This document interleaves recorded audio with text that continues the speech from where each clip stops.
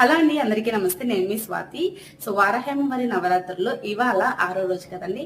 So అమ్మవారికి నైవేద్యంగా నేనేం చేశానంటే కొబ్బరి అన్నం, అలాగే పంచగజ్జాయం చేశాను, పానకం చేశాను.